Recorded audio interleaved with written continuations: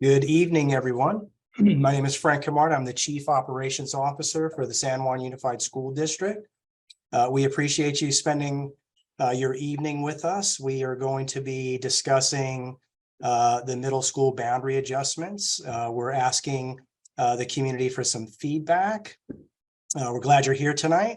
There is a couple things that we're going to cover tonight. We're going to cover why we're here. We're going to talk about the history of how we got here, and we're going to talk about what our plans for the future are. So back in 2011, you may or may not be aware that the Edison School was closed and converted to a K-8, which is a Spanish dual immersion program. And Encina absorbed the 6 through 8, majority of the 6 through 8 population. So Encina became a 6 through 12 grade configuration model back in 2011.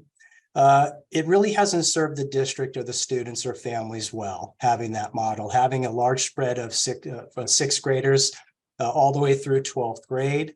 It was something that was tried.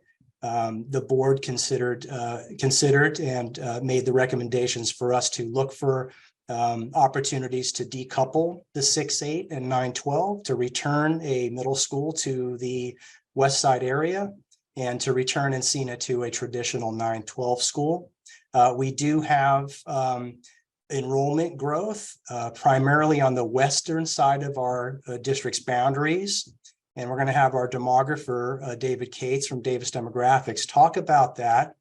We've experienced growth primarily in our TK through 5, and now that growth is coming through the 6 through 8 grade levels. As you know, in 2020, or you may or may not know, that Katherine Johnson Middle School was administratively separated on the Encina campus, and they're sharing that campus. So one part of that campus is a 6 through 8, and the other part is 9 through 12. They are sharing some of those core facilities, like the gymnasiums, the multipurpose room, the field space. The scheduling has been very complicated and not serving the population very well. In 2022, we began our plans to relocate that administratively separated school. We gave the board a bunch of options to consider, and the board considered and took the option to relocate to the Creekside location, which is off of Kent Avenue in El Camino, and Encina is going to remain again at its current location. We plan on opening that school, Katherine Johnson Middle School, in 2024-25. It is currently under construction. If you've been by the campus, you'll notice that most of the earthwork is completed, and we'll start that underground work here shortly. But the goal is to have that completed by the 24-25 school year. I mentioned that we have the Western region seeing an increase in population. It's the only area that really is growing, a large refugee population, large growth in that area. We have declining enrollment in the central part of our district, and we have stable, stable enrollment within the eastern part of our district. We have addressed our K through 5 student population increase on the west side over the last few years. We have added capacity at Cottage Elementary. Del Paso Manor is a new school with added capacity. Dyer Kelly was rebuilt in a new school, added capacity, went from about 450 students to over 750 students in a very short period of time. We have rebuilt and modernized a portion of Greer with new construction and modernization to accommodate additional students. And we've also added capacity at Star King. We project this 6-8 enrollment increase to continue past 2027. We're looking to about 2029, and then things will level off a little bit there. So we're here for 2 different reasons. One, that decoupling, and 2, to react to the growth of our middle school population. So we are building capacity to accommodate that growth.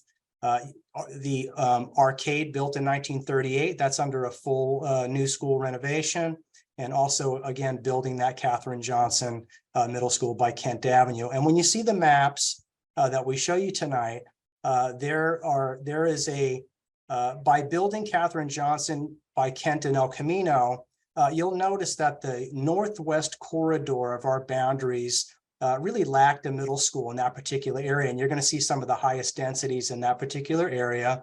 And then we have Sierra Oaks, and we have Arden, and to accommodate the southwest part of our district. So you're going to see geographically, all of our schools are set up in a very nice geographical location for where our student population densities are. So we're going to show that to you tonight. We also are interested in decreasing our impacted school populations. We know Arden is full, over 1,000 students, Churchill's boundary and Churchill's full, over 1,000 students, and Star King, which is only a K through 8, Star King has some of the largest population growth within our district. And it cannot accommodate the 6/8s that are coming through the system.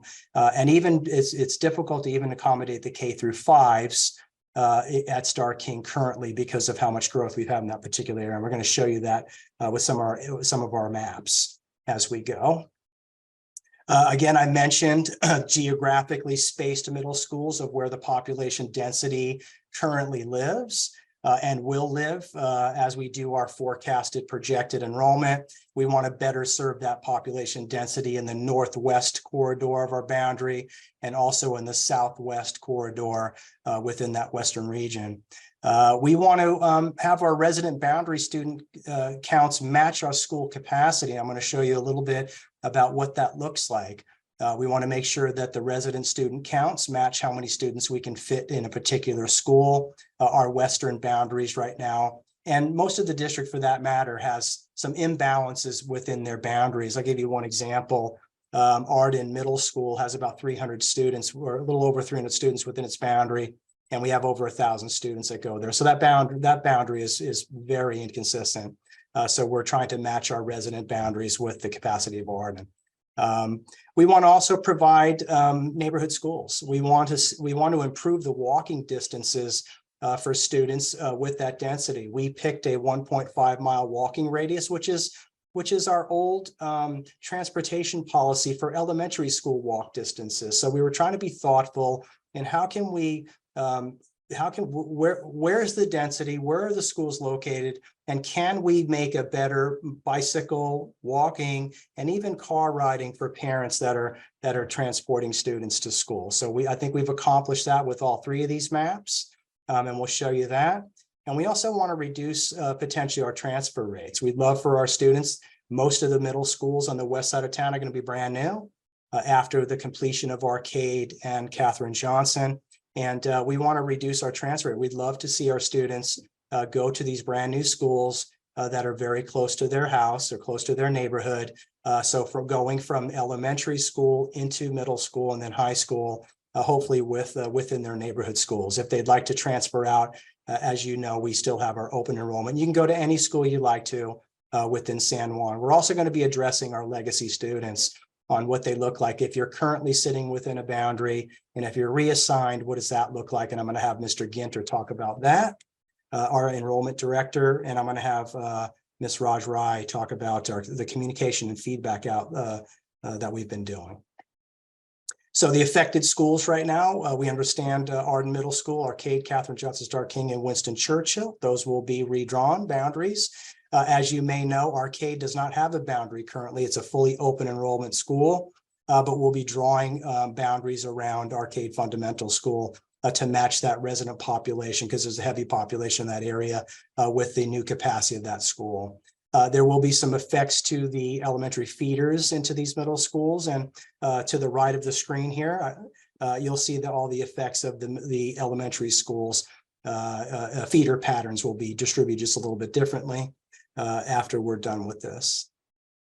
So a little bit of background on how we went about doing this. We formed a committee. That committee consisted of principals, facilities planners, our consultant, Davis Demographics, senior planner, Mr. Cates, his assistant, Cassandra Regas, and also administrative staff. I mentioned Ms. Rai, Director of Communications, Mr. Ginter, who is our Director of Enrollment. We've also had all the principals that will be at the middle schools also on that committee. We developed a criteria for those boundary maps, and I'm going to go ahead and share that criteria with you on the additional slide. We talked about and we wanted to address, excuse me, the legacy student population, like where the 7th and 8th graders, if they're in a school, do they get to stay in that school? And if they're reassigned to a different boundary. We want to make sure that we did extensive community outreach, and I'm going to have Ms. Rye talk a little bit about that. And we're gathering feedback and we're archiving that feedback so we could report that information, not only as it inform potentially maybe a new map development, it'll inform the board. It'll inform the board on the type of feedback that we receive from our community. And probably I'd say late fall or sometime in fall, probably sometime in September, we'll be making a board recommendation on the maps. Okay. Again, I mentioned that criteria. We want to match those boundaries with projected resident populations with the capacity of each school. Again, we wanted that neighborhood proximity and accessibility to the school site. We chose a very short walk distance. Comparatively, if you were to look at our old transportation board policies, about 2 to 2.5 miles was the walk distances for middle school and high school students prior to you receiving a bus pass. We wanted to try to achieve the safest, most reasonable walk distances, drive distances, bike distance for students and families.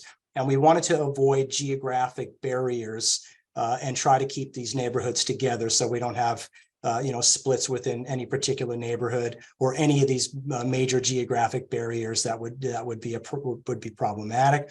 And again, we want to address those legacy students. If it was warranted, we were looking potentially at doing minor adjustments to the elementary school boundaries, but I do not believe that we have to make any adjustments at this point. So I'm going to have Ms. Rye, our Director of Communication, talk about some of the community feedback through the thought exchange and talk through that. So Raj. Oh, thank you, Frank. Good evening, everyone. Before we get started, I know my colleague Elise is adding a link in the chat, and this is to a Jamboard, which will be a tool that we use to capture feedback from our conversations today. So if you're interested in taking a look at that as we go through our presentation today and pause for our feedback, feel free to jump in there and take a look at what our team is capturing based on what folks are sharing.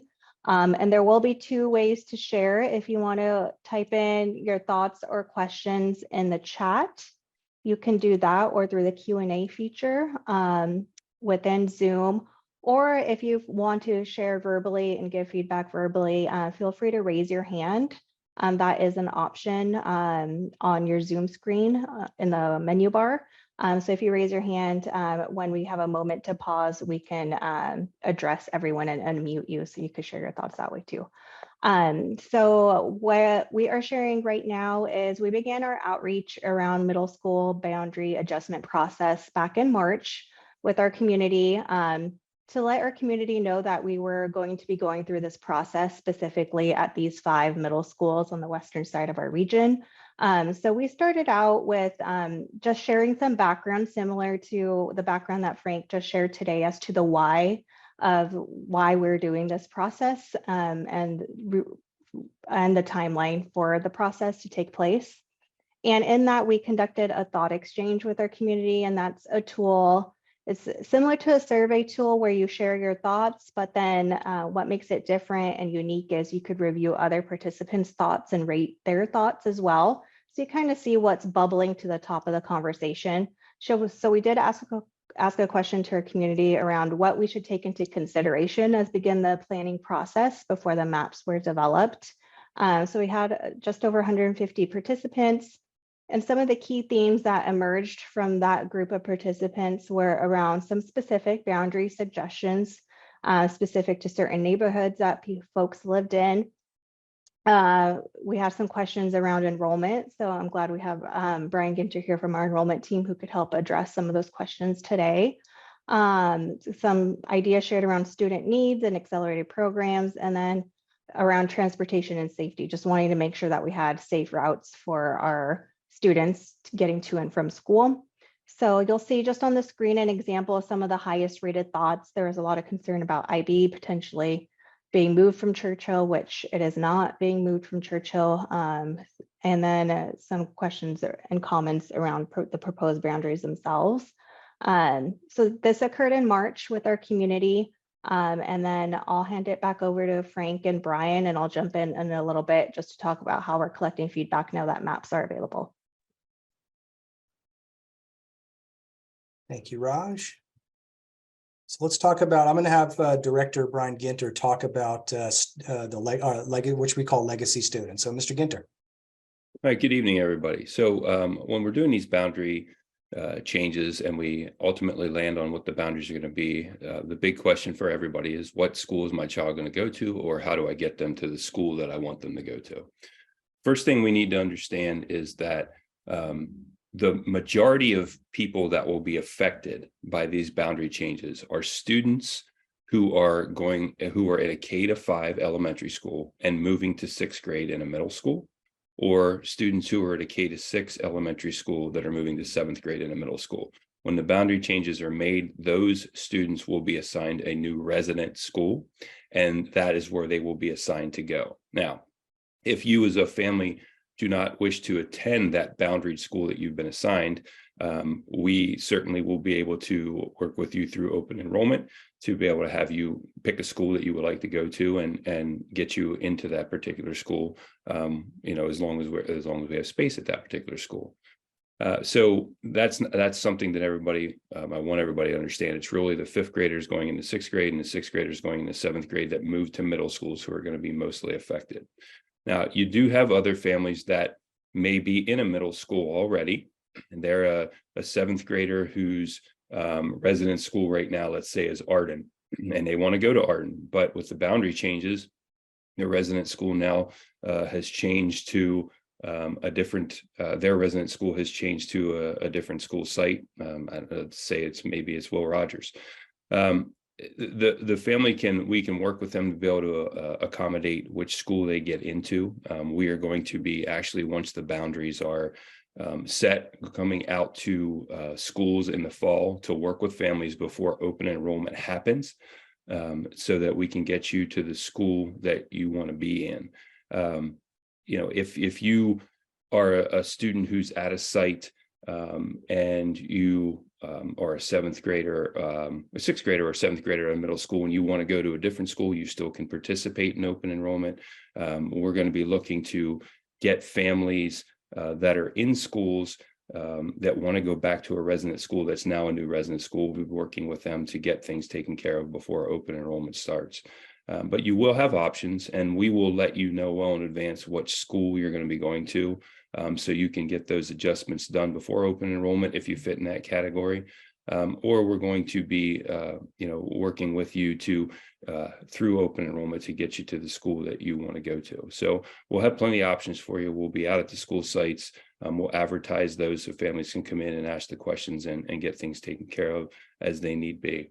Another way we're going to notify you, like we have always done in the past, would be to send out letters to families who are matriculating between schools. If you're going from a 5th to a middle school or a 6th to a middle school, we send letters out to tell you this is your new school or resident school for the next year. If you don't like it, please participate in open enrollment.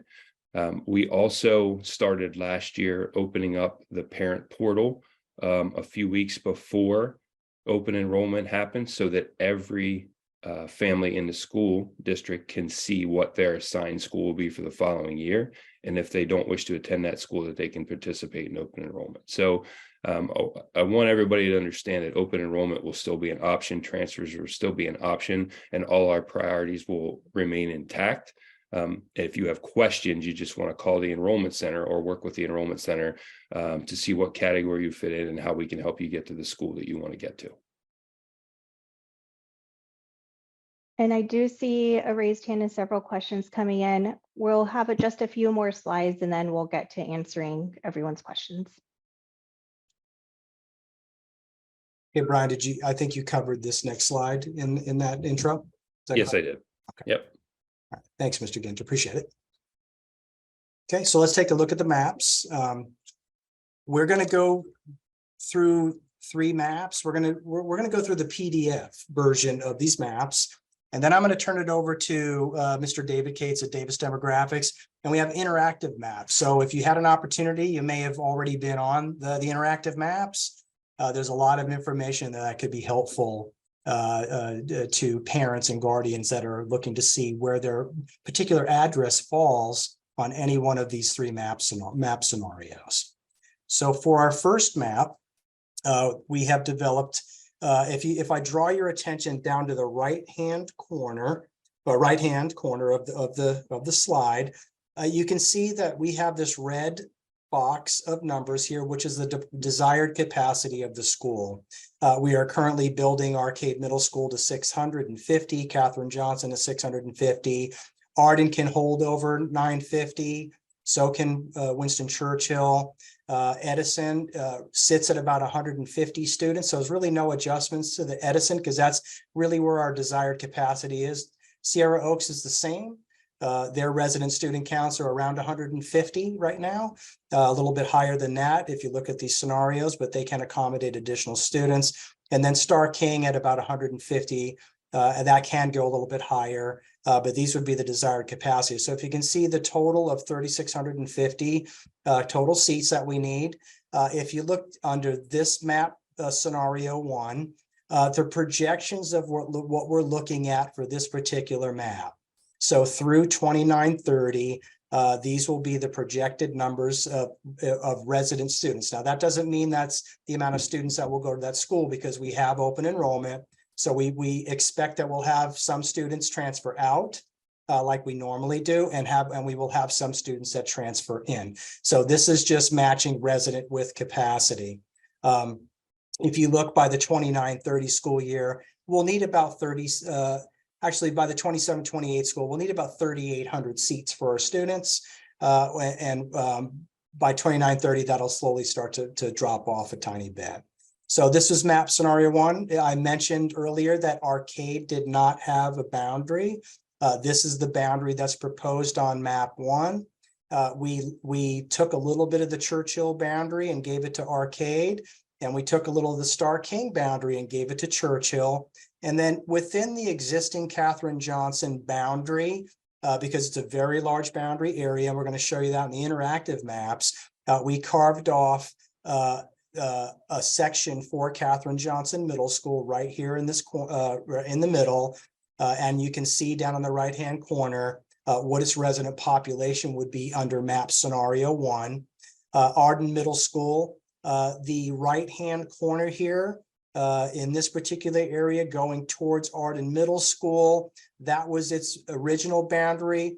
We have a large contingent of students that already transfer from this location left, far left, into Arden Middle School. So we've expanded that boundary as far west as we possibly could.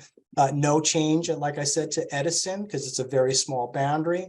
And the same with Sierra Oaks. It's a very small boundary with a very small student resident population.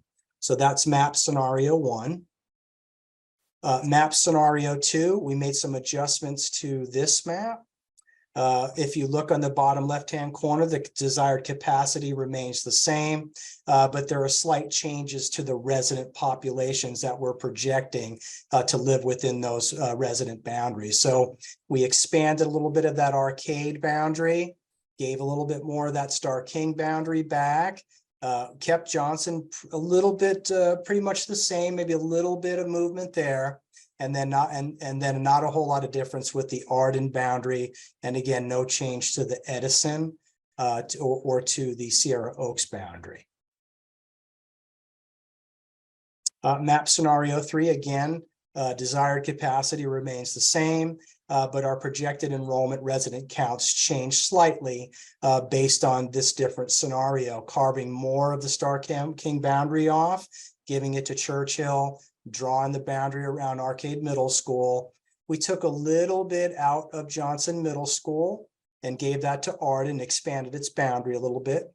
And again, no changes to Edison and no changes to Sierra Oaks on this one, because they're well within its resident student count versus its actual capacity. So those are the PDF maps for you to view. But I wanted Mr. Cates to go ahead and share his screen and go through the interactive maps so you can see how those work. And if you haven't had an opportunity to go on the website and look at those maps, I would encourage you to do so. Very interesting tool for families and gardens to be able to use. So Mr. Cates, if you wouldn't mind, would you go ahead and show them the 3 different map scenarios. Sure. I just want to confirm you can see my map now. You can. Okay, great. Good evening, everybody. Again, my name is David Cates with Davis Demographics, along with Cassandra Regas. She's on the call as well. We're the ones that put together all those maps, did the forecasting for the district. We've been working with Frank and his team for about 5 years now, I think, Frank.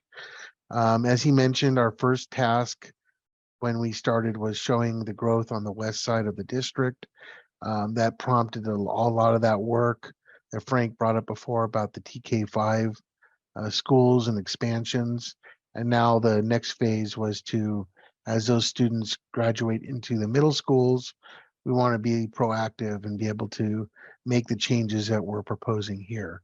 So this is an interactive map that you should have access to. Some of you might have already tried this. If not, after today, you can get a link to this. I'm just going to walk you through what this, the ability of this is. First of all, when it starts up, it'll be like a little splash screen. You click OK, and then this is what you could see. You could see that we kind of grayed out the rest of the district. We're mostly focusing on the west side, the boundaries that are potentially changing. You could type in your address, and then if you live in this area, it'll show you which zone in these scenarios you live within. The chart here that shows you the different layers you could turn on and off, you see like a little eye. If it's not crossed out like down here, it means it's turned on. So it starts with scenario 1, and that's what you see here. And you have different layers that you could turn on. One thing that the maps you just saw Frank show did not show you the outlines of your, let's say, your existing elementary school zones. So if I want to see that, I press this button here, and it overlays the existing zones for each of your schools. So you can kind of see, this is, in fact, I'm sorry, this is your elementary zones.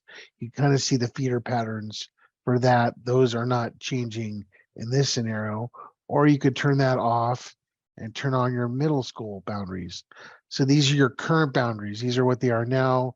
And then the color shading is what we're proposing to happen. So sometimes people want to be able to see, you know, the changes that we're proposing, and also maybe the feeder patterns for the elementary schools. So let me turn that off for a moment here too. So this is scenario 1, and with the outlines and the schools.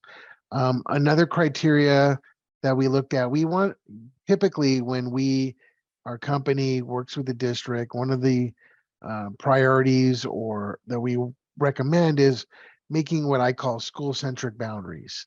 That means putting the school in the center as best you can, so you have equal, easy access around. So most of these that we're showing in these scenarios, you can kind of see that the school is centered. And when we put together the Churchill boundary here and the new Arcade boundary, you can see they're pretty centralized. We, just to give you a little behind the scenes information, I'm going to turn on what we call study areas.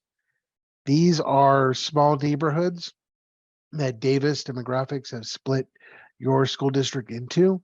And if you can notice, there's no straddling of these blue outlined neighborhoods.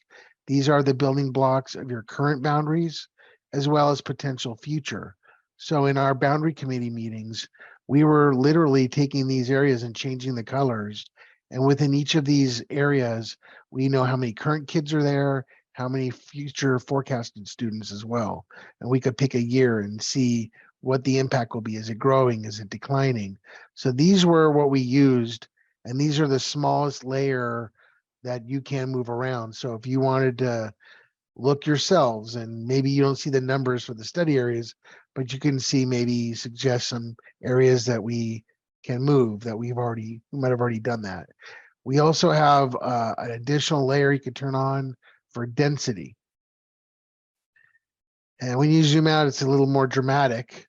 You can see these are the hot spots, the dense areas of where students live in your district. And this, I'm zoomed out far, just so you could see how dense the west is compared to other parts of the district. As you zoom in, it kind of dissipates a little bit, but you can see like in the Dyer Kelly area. And again, if you turn on the elementary zones, very dense areas in certain parts. And we also try to, again, put the schools and the boundaries in relation to focusing on those dense areas as well. And last, another layer you could look at we did was, as Frank mentioned, the 1.5 mile walk zones.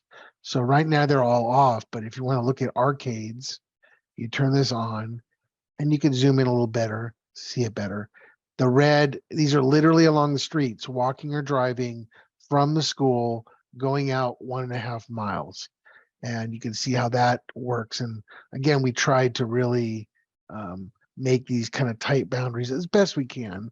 Not always perfect within each of these. So you could turn on several at the same time or turn off arcade and say, I'm going to turn on Churchill. And the streets are not as curvy, so it looks a little more like a box-like structure of the boundary there. And you could use your mouse to left click and kind of drag to pan around. And if you have a little scroll wheel on your mouse, you could zoom in, zoom out. And the more you zoom in, you can see the street names as well, because these are a little bit, you can see through the boundaries and get to see that as well. So let me turn off that. The other thing you can do, and this again, remember, this is scenario 1. So in this boundary that we're proposing for arcade, you could left click anywhere in that area, and it will pull up our forecasted numbers for that proposed zone over the next, I look about 6 or 7 years. So I can click over here, left click for Churchill. I'll pull up Churchill's numbers. So you can go back and look at some of those static maps at some of the we call it the capacities we were looking at. We had to use that as criteria as well. And the purpose of the boundaries, Frank kind of mentioned this as well. When we are drawing these boundaries, we try to get it, probably a little below, if possible, the capacity figures or right around that number, because the concept is for these boundaries that every single parent wants to send their child to that school in Arcade's new boundary. It wouldn't make sense to make a new boundary that couldn't support those students. So they come first. It's kind of like a priority area. But there's also open enrollment, as you've heard tonight as well. So there's a chance for parents, if there's room, to transfer. But our first obligation is to make sure that these boundaries can support their resident population, and then open it up, like we said, to open enrollment. So just real quickly before I stop here, I'm going to zoom out a bit more here. So you can kind of see the whole west side. So again, toggle through, turn off scenario 1, turn on scenario 2. Again, just to see the differences. Remember, Churchill had this whole area. Arcade was a non-boundaried school. So we've kind of split it up and took little parts. Johnson is moving from here to this area. You can see kind of configurations we came up with on there, see some of the differences. And again, new scenario. So maybe you also want to see, if you have children at the elementary school level, kind of how the new feeder patterns will work. And then turn off scenario 2. And here is scenario 3. And each one of these has the different, if the boundaries change, so will the figures when you pull them up. They should be corresponding to the appropriate scenario as you click on them. And if you really want to, there's other ways in here. You could change the map layers, and you could change over here. If you want to be able to see aerial imagery and different backgrounds, you could zoom in really close to your area and look at that as well. I'm not going to change that right here, but you have the ability to do other things with this as well. And I will turn it back to Frank, and let me stop sharing. Just notice, hold it, put it back one. Oh, David, put it I just want back. to make one quick point. Sure. So the one point I wanted to make that Mr. Cates and it alluded to is putting having schools in the center, if you can, the center parts of your proposed boundaries. But as you can tell, where Johnson Middle School, where it's being built right now, this was not here. So we really had, which we call a middle school desert within this particular area, had such a very large Katherine Johnson Middle School boundary within this area. So the walk zones and the bike riding and traffic, very far distances for folks that lived up in the northwest corner. So you had folks that were naturally going to Arcade, but you also had folks that were going to Katherine Johnson Middle School located at Encina, and then some that were transferring over to Arden. So the idea and the proposal is to make sure that we have nicely geographically spaced middle school options for parents and students to choose from, to where we have we've provided an opportunity to kind of clear up that what we call, kind of that middle school desert. So I just wanted to highlight that the west side has some very nice coverage right now as far as where their schools are geographically located and split. So thanks, David, for that. Appreciate it. Sure, it's a good point. Let me go ahead and share my screen one more time. So we went through all those map scenarios. Whoops. Let me screen here. So now it's time to gather some feedback from the folks that are in the audience. And Raj, did you want to manage the chat room and raised hands, and any one of us could answer some of the questions that folks may have? Yeah, sure thing. First, I'll go through some of the questions we got in the Q&A feature, some of which we've answered, but we could just review them as a group. Let's see. Someone had asked about, Brian, actually, I might hand it over to you. I could read the question if you could help with the response. Sure. There's questions around Star King's boundaries and if they'd be changed. And go ahead, Brian. So yes, I mean, Star King's boundaries within any of the proposals will be changed. But families and the questions I was looking at, it seemed like there were some families that went to Star King, like it, and want to stay there. If you're going to Star King and you're there, doesn't matter if your school of residence changes or not, you will still be able to go there. You would fit in that category that works with central enrollment before open enrollment occurs, for us to make sure that you are in there if you wish to stay. And then what happens is we're able to see the numbers that we have before we run the lottery for open enrollment and determine how many students we can actually let in to the schools. We'll have a lot of the numbers before open enrollment starts, so we can adjust our allowable students into schools off of that. And there was a follow-up question specifically around the neighborhood around Garden of the Gods. So I would recommend this participant to go to that widget tool that David just walked through at sanjuan.edu/ms boundaries. There's a link there where you could click into that widget tool and type in your address. And you could see between all the three scenarios where your middle school boundaries would fall under each. So that would be my recommendation if you have a specific address, your residence, or if you're curious about other residences, to look that up. And Raj, I think I also answered a little bit to that question, that if that person wants to specifically call me and talk to me about their specific situation, I can walk them through what we could do for them as well. Great, thanks, Brian. We did have a question around the thought exchange. How did that help inform the maps? And this is a great question. I actually forgot to mention that. So the results from that thought exchange we conducted in March were shared with the boundary committee, but then also with our demographers. And a lot of the themes did align with the criteria that the boundary committee had developed to give to the demographers to take into consideration before the maps were developed. And then a lot of questions and some rumors appeared in that thought exchange. So we really utilized those questions to develop a Q&A for our webpage, specifically around enrollment in some of our accelerated programs. So that's how that feedback was used as well. Let's see, we had a question around open enrollment and specifically Arden. I'm gonna toss this one to you, Brian, on how will these changes alter open enrollment? So the changes to the boundaries are not going to alter open enrollment at all. You're going to still be able to participate in open enrollment the same way you always have. We will have the same priorities. what we're doing for 1 year is the people who get a new school of residence will certainly be working with them before open enrollment to make sure that we get them where they want to be and need to be.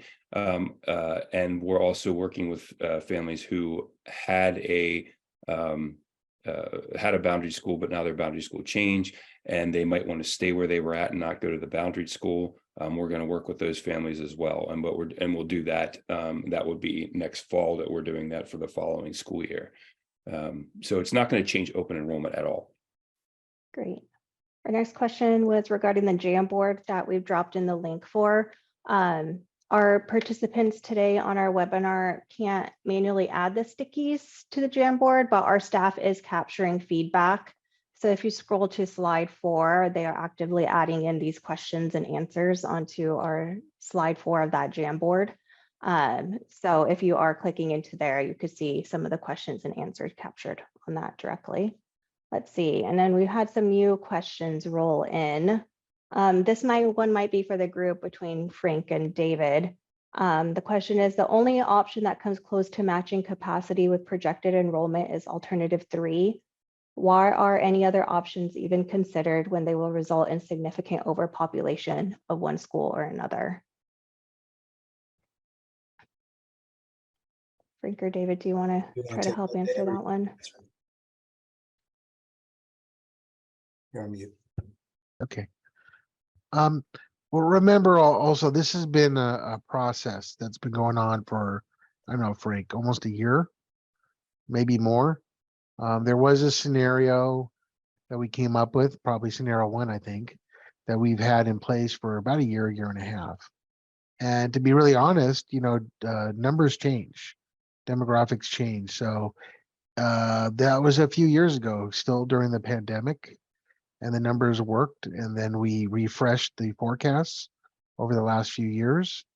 And some of the numbers didn't match up to what they did a few years ago. So these are the 3 that we've come up with ourselves, with the committee, working with everybody, and we refresh the numbers. And you're right, not everyone works perfectly for every single school.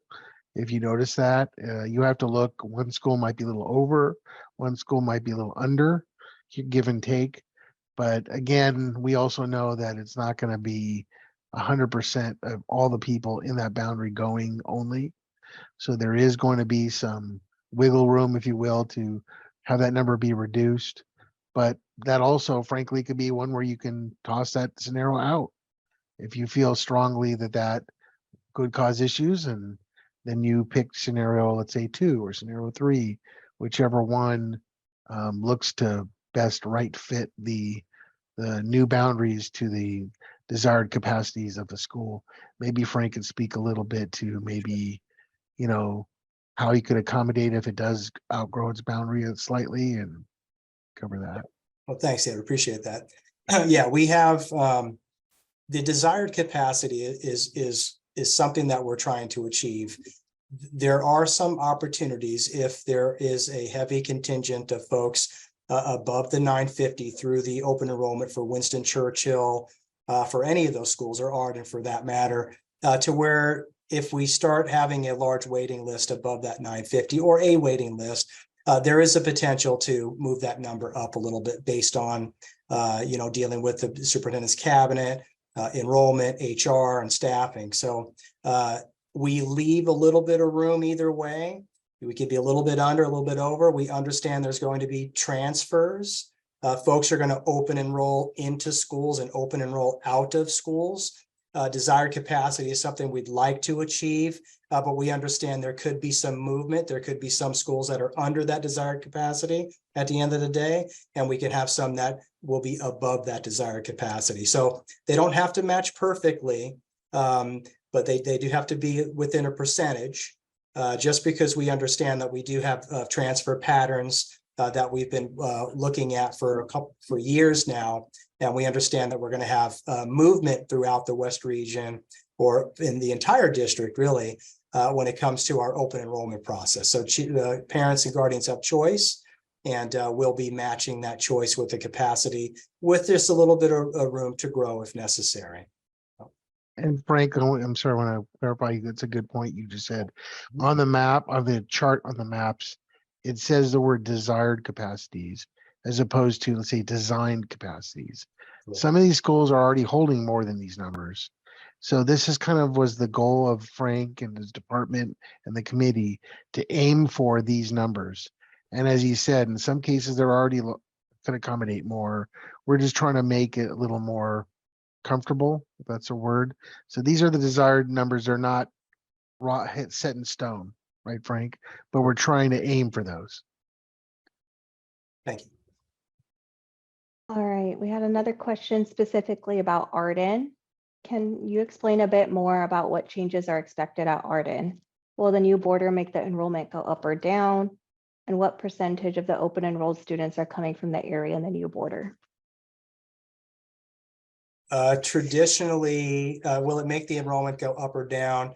The desired capacity we mentioned at 950. It does have more students in it now. It can accommodate more. Brian, do you know the number right now? Is it? Well, there's close to, I bet 900, a little over 900 kids at Arden, and about 300 of them are residents. So there's a lot that open enroll in. It's probably a half to 2/3 of them open enroll in. Yeah, a large, where you've noticed the western part of when we expanded the Arden boundary, because we have let's just say the central portion of the existing boundary that already exists. We expanded the western portion.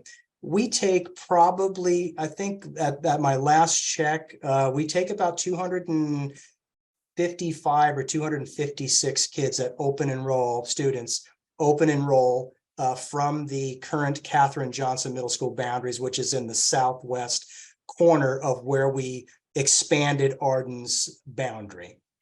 So out of that 900 students that go to Arden right now, 250 come from that boundary. So we tried to match sort of that natural transfer pattern.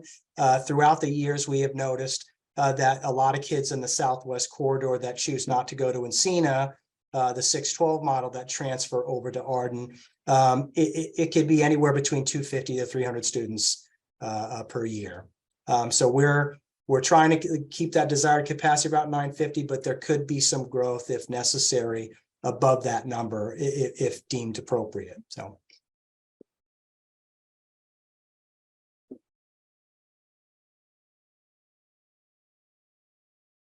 All right, next question. We have a couple of folks asking if we can talk about if there are any advantages to maps 1 and 2, because they feel that map 3 would be the best fit. You know, I don't know if I can say advantage or disadvantage. I'd say that the 3 maps that were developed, we're using the criteria as thoughtfully as we possibly could to hit the committee's criteria.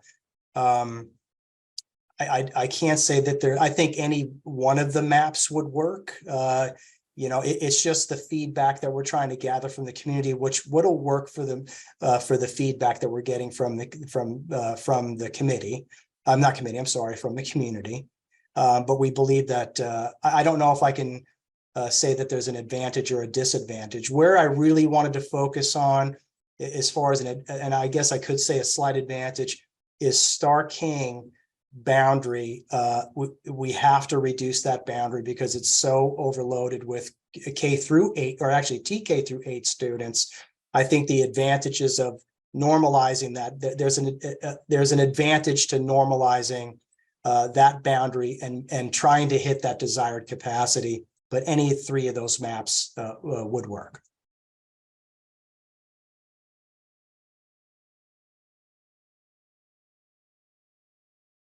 All right, taking a look here.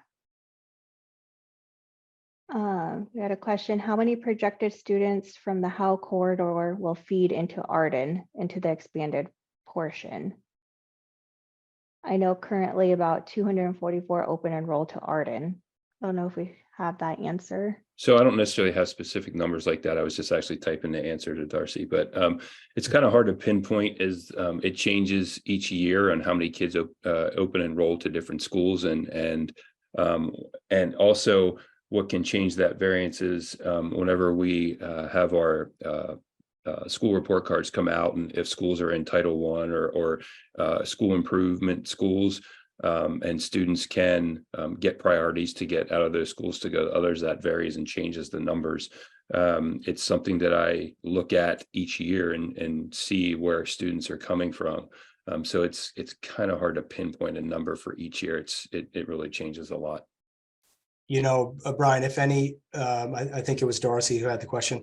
If anyone wanted to contact me directly, I have all the transfer patterns over the past 5 years. I could share that information if you wanted to call me directly. Not a problem. We did have a question on if there is a vote for a preferred map. I wouldn't say there is a vote, but we are doing open call for feedback actively on all 3 map options. And all the feedback will be taken into consideration by the committee, by the planning team before a recommendation is provided to the board. And all feedback will also be shared with the board as well.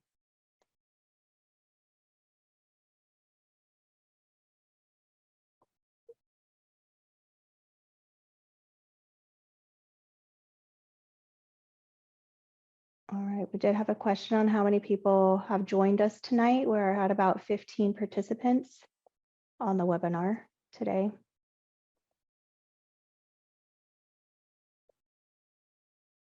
All right, I love that everyone's using the Q&A feature.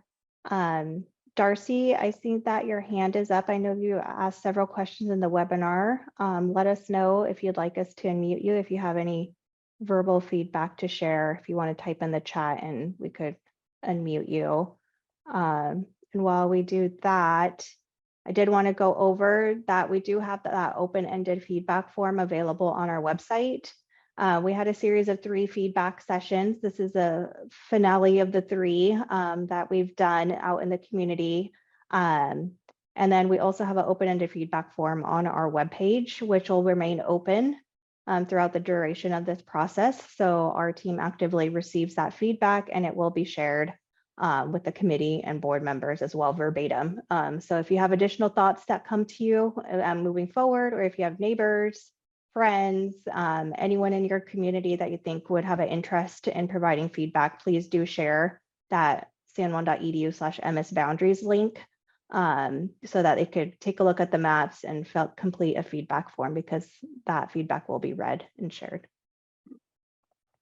All right, I think we don't have any additional questions. Thank you, Darcy.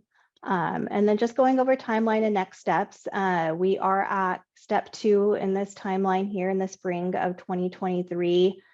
We've shared the boundary map options and now we're gathering feedback. And as Frank mentioned, our goal is in August or September in the fall, once we return in the new year, is taking the final options to the board and giving an opportunity for them to ask questions and review the feedback we've gathered, and then ultimately making a decision on a boundary map to move forward with. And then we begin implementing that map for the following school year.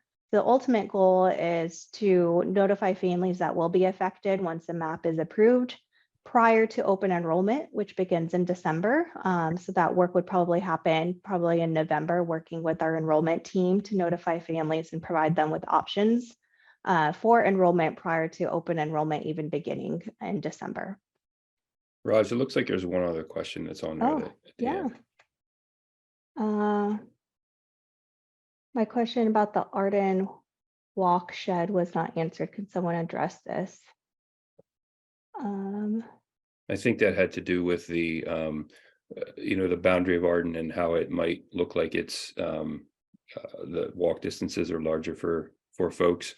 And I think, Frank, you talked about that last time, where a lot of the families that are in that, I think let's say southwest area of Arden's boundary are already going to Arden right now.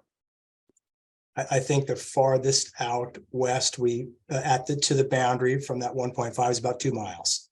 So we drew that 1.5 mile walk shed around Arden, and the farthest west, southwest, I think the longest walk distances would be potentially about 2 miles.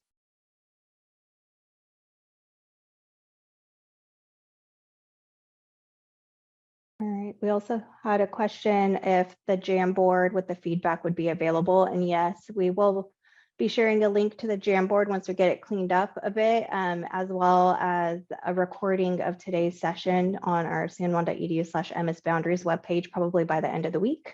So if someone wasn't able to participate, they could review the video recording from today.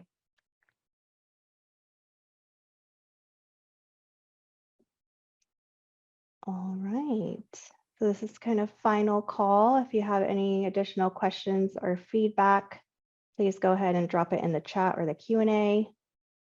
Before we close out, we did get a question if the other sessions were recorded. Our other sessions were in person, one at Greer and one at Dyer Kelly, and no, they were not recorded. We just had a live conversation at those meetings.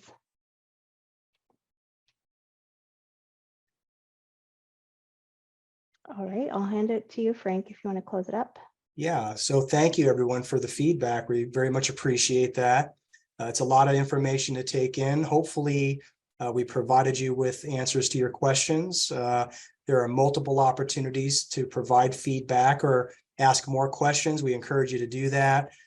We also encourage you to take a look at the interactive maps. If you haven't had an opportunity to look at the interactive maps, take some time and look at that and provide some feedback based on the interactive maps. And if there are other families that are within your neighborhoods that I would encourage, if you're having conversations with the other family members about boundary changes, that you can point them to our website and have them look at the maps and also give us as much feedback as you possibly can. That feedback is going to be vital for our board to be able to hear the public, understand their concerns, understand what maps they are gravitating towards and what might work the best for the district.